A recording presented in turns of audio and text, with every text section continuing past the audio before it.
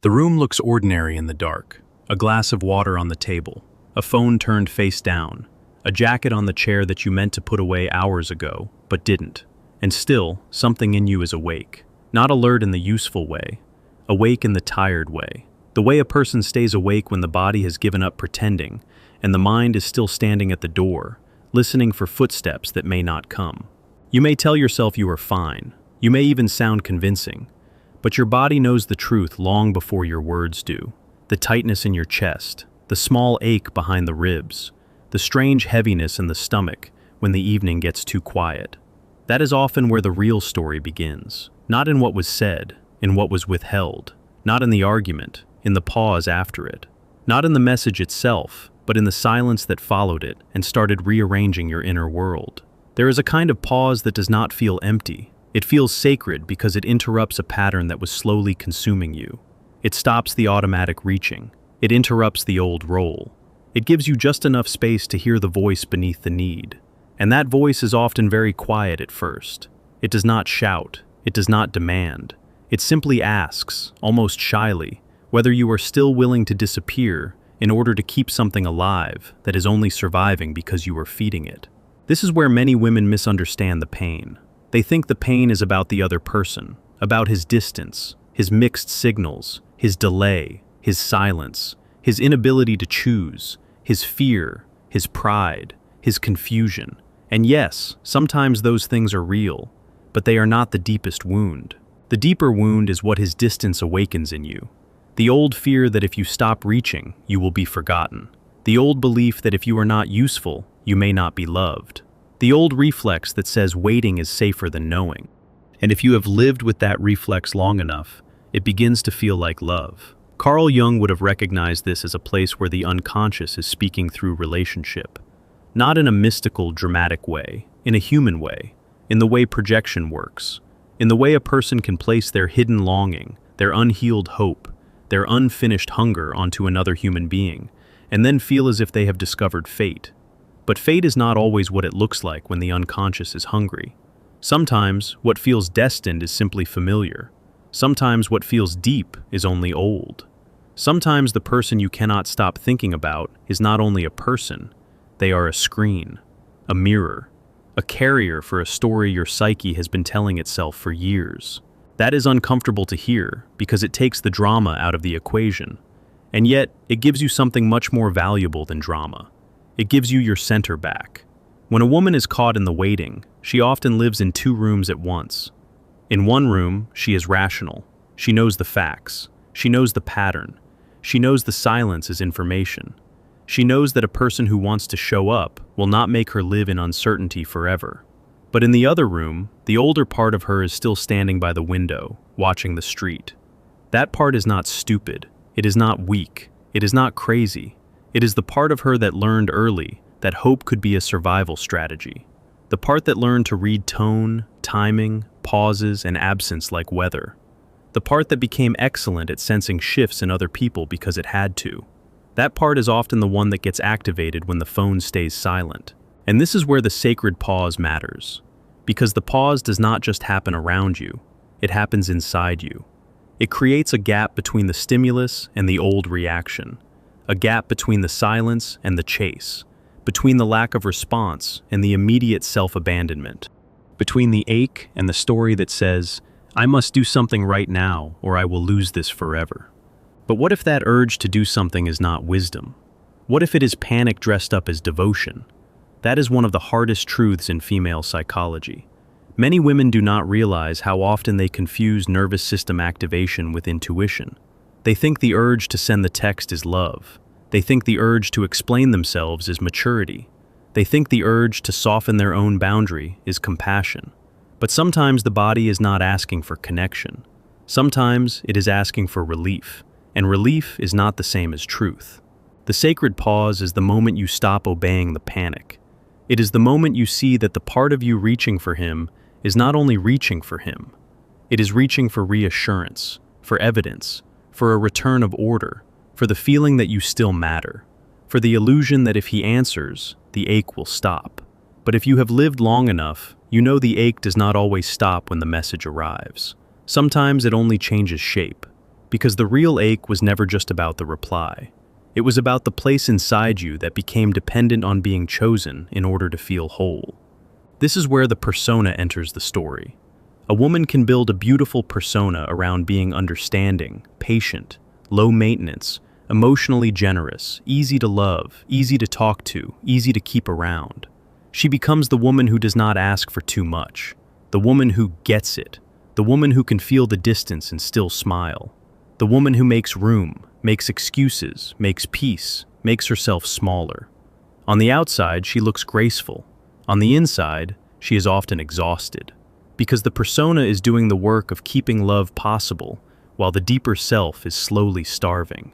And the dangerous thing about a strong persona is that it can be praised for the very behavior that is hurting you. People call you calm when you are actually suppressing your needs. They call you mature when you are actually tolerating confusion. They call you strong when you are actually over-functioning. They call you understanding when you are actually abandoning yourself in slow motion. The sacred pause interrupts that performance, and once it does, something in the other person may change too. Not because you have manipulated the situation, not because you have performed a clever silence, not because you have learned a trick, but because the dynamic itself loses its invisible fuel. When you stop filling every gap, the gap becomes visible. When you stop rushing to rescue the connection from its own emptiness, the emptiness starts speaking. And sometimes, what speaks is not love. Sometimes it is fear. Sometimes it is ego. Sometimes it is the other person's own inability to meet you in a real way. This is where many women suffer the most, not because they do not see enough, but because they see too much and still hope. Hope can become a very tender prison. You notice the pattern. He is warm, then distant, present, then withdrawn. He gives just enough to keep the door open, but not enough to let you rest inside the room. And because there is enough contact to awaken longing, your mind starts building meaning around every detail. The last smile, the late reply, the one sentence that sounded more intimate than the rest, the time he viewed the story, the message he never sent, the name that still appears in the back of your mind when you are washing dishes or staring at the ceiling at midnight. You begin to live in symbolic fragments, and the psyche loves fragments because fragments are easy to project onto. A fragment can become a promise. A pause can become a sign can become destiny. But Jung's work asks us to be more honest than that. He asks us to distinguish between symbol and projection, between meaning and fantasy, between what the unconscious is revealing and what the wounded ego is insisting on. A true symbol deepens you, a projection traps you. A true symbol brings you into contact with the self, that deeper center in you that is larger than fear and larger than desire. A projection makes another person carry the burden of your unfinished story. It turns them into the keeper of your worth. It makes their silence feel like a verdict, their attention feel like oxygen, their hesitation feel like your failure. And that is a heavy thing to ask of any human being. The sacred pause is not here to punish him. It is not here to force a confession. It is not here to make him anxious. It is not a strategy. It is an interruption of projection. It is the first honest breath after too much emotional holding. It is the moment you begin to ask a different question. Not, what does he feel, but what in me is being organized around his response? That question changes everything, because once you ask it sincerely, the scene becomes larger. You begin to see that his distance is not only about his character, it is also about the shape of your longing. It is about the part of you that learned to equate uncertainty with love. It is about the part that keeps trying to earn steadiness from someone who is only offering fragments. It is about the old abandonment complex that wakes up every time the connection becomes unstable. And please hear this carefully. Having an abandonment complex does not mean there is something wrong with you. It means something happened early enough, or often enough, that your nervous system learned to anticipate loss before it happened. So now even a small silence can feel like a collapse. Even a delayed reply can feel like emotional disappearance. Even a neutral pause can trigger the body into scanning for danger. That is not weakness. That is memory. But memory is not destiny. The sacred pause gives memory less power by giving the present more space. There is a particular kind of woman who suffers deeply in this stage. She has a rich inner world. She notices patterns. She can feel the texture of a room. She can sense when something is off before anyone says a word. She may even be the one everyone leans on, the one who listens, the one who understands, the one who keeps the emotional current moving. And because she is so good at holding others, she often forgets to hold herself. That is where the shadow begins to form. Not the shadow of cruelty, the shadow of resentment, the shadow of exhaustion, the shadow of the part of her that is tired of being the one who understands, the part that is tired of making excuses, the part that is tired of being the bigger person while quietly feeling smaller and smaller, the part that wants to scream, "Why do I always have to be the one who stays emotionally available while everyone else gets to disappear?" That shadow is not a problem to eliminate, it is a message to hear. Because when the shadow is ignored, it does not disappear. It leaks into the body as tension, as overthinking, as compulsive checking, as tears that come out of nowhere, as a strange irritability that seems to have no clear source. The more the conscious self insists on being composed, the more the shadow accumulates pressure underneath. And then one day, the sacred pause arrives not as a choice, but as a collapse. You stop, not because you are enlightened, because you are tired. You stop writing first. You stop checking. You stop translating every small gesture into hope. You stop performing the role of the woman who can carry the connection alone. And in that stopping, you may feel something frightening at first. Grief. Because when the chase ends, you finally feel how much energy the chase was consuming. You feel how much of your day was being organized around a person who may or may not be organizing any part of his day around you. You feel the emptiness that was hidden beneath the activity. And that emptiness can feel like loss. But often it is not loss, it is exposure. The pause exposes the imbalance. It exposes the fact that you may have been loving from a place of depletion. It exposes the fact that you may have been trying to secure closeness by being endlessly available. It exposes the fact that your dignity was being negotiated every time you accepted less than your nervous system could actually bear. This is where the deeper truth becomes uncomfortable, because if you are honest, sometimes the pain is not that he is unavailable. The pain is that his unavailability gave your longing a place to live. It gave you a project. It gave you a fantasy. It gave you a reason to keep waiting. And waiting can feel easier than grieving. Waiting keeps the story open. Waiting postpones the finality of reality. Waiting allows hope to survive without being tested by truth. But truth is what the sacred pause is for. And truth does not always arrive loudly. Sometimes it arrives as a quiet recognition while you are making tea. Sometimes it arrives when you realize you have not checked your phone in an hour and the world has not ended. Sometimes it arrives when you notice that your shoulders have dropped a little. Sometimes it arrives when you laugh at something unrelated and feel, for a second, like yourself again. That moment matters more than any text message, because that is the beginning of return. Not return to him, return to yourself. And this is where Carl Jung becomes truly useful, because he helps us understand that the psyche is not only reacting to the present, it is also responding to an inner image.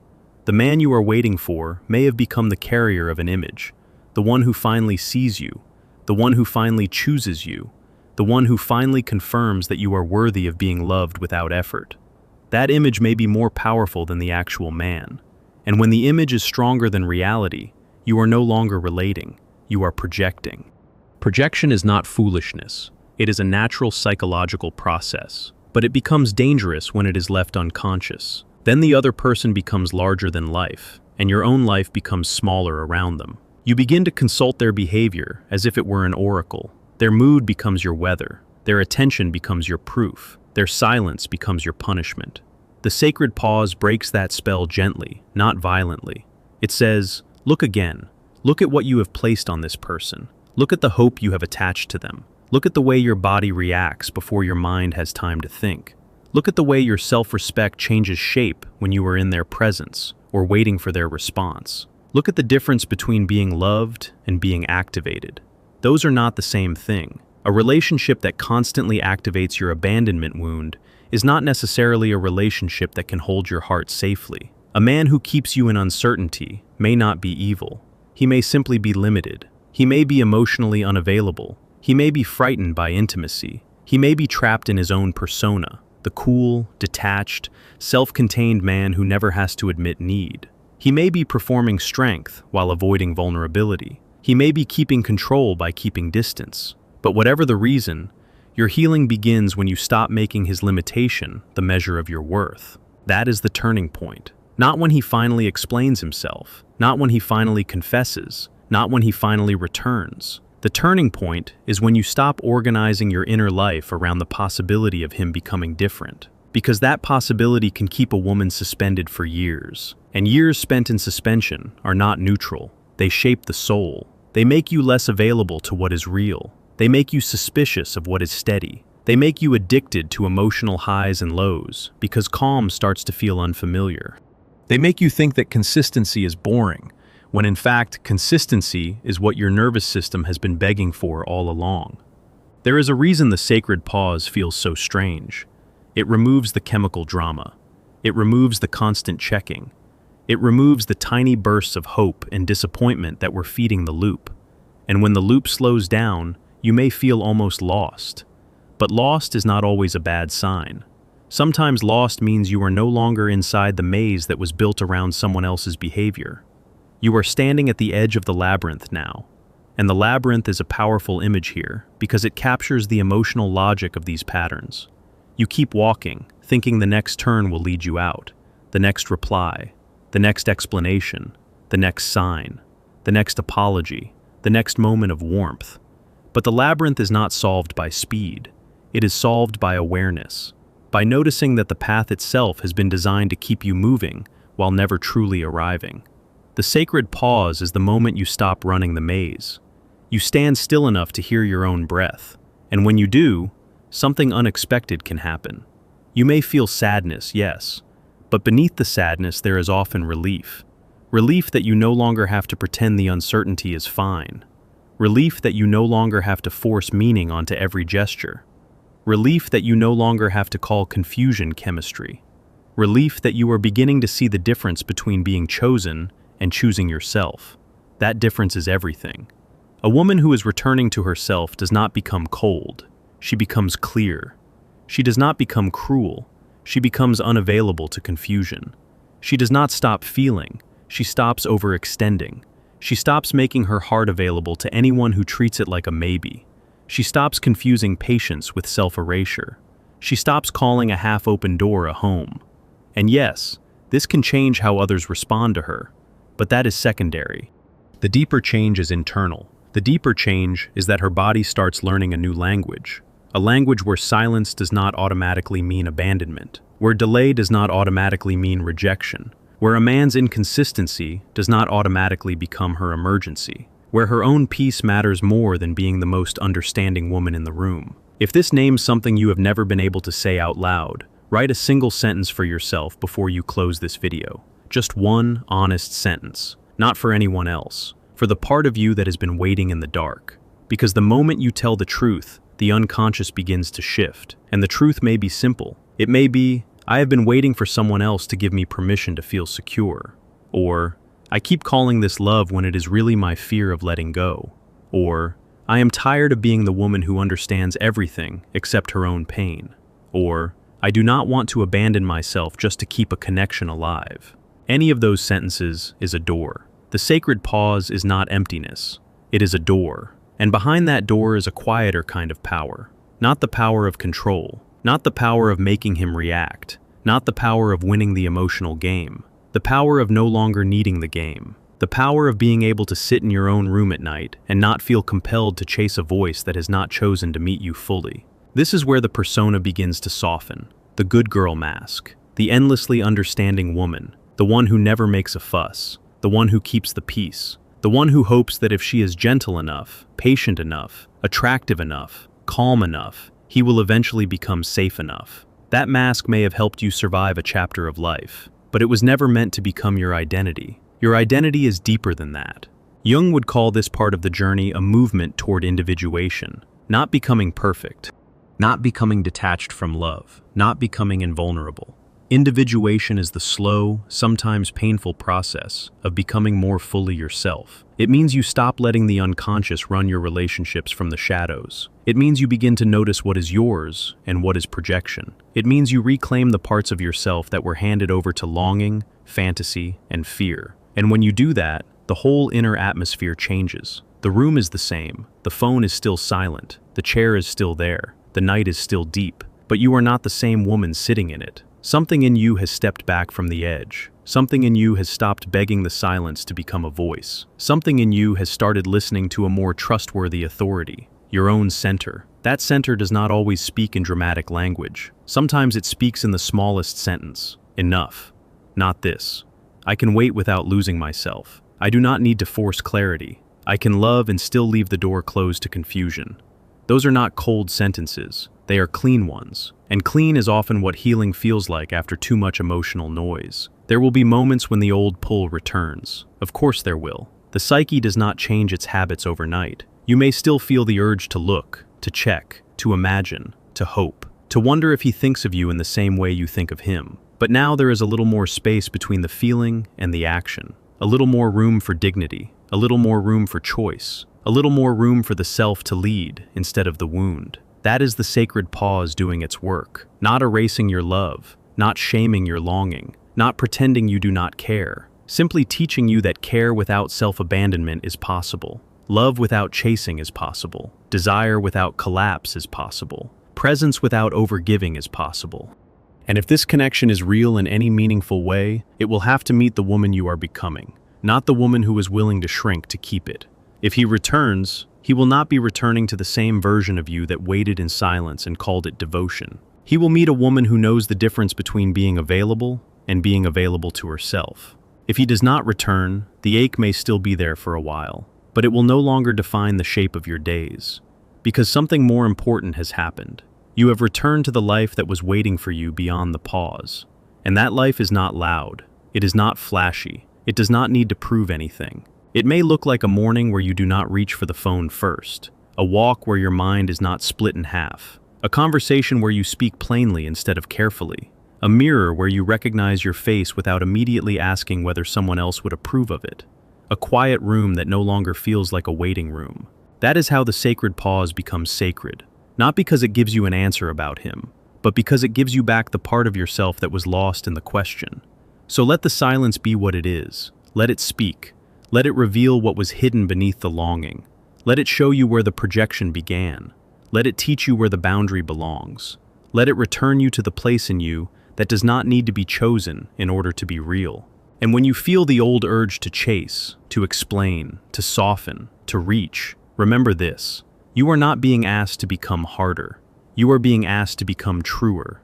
My silence is not a game. It is my return to myself. Say that softly if it feels right.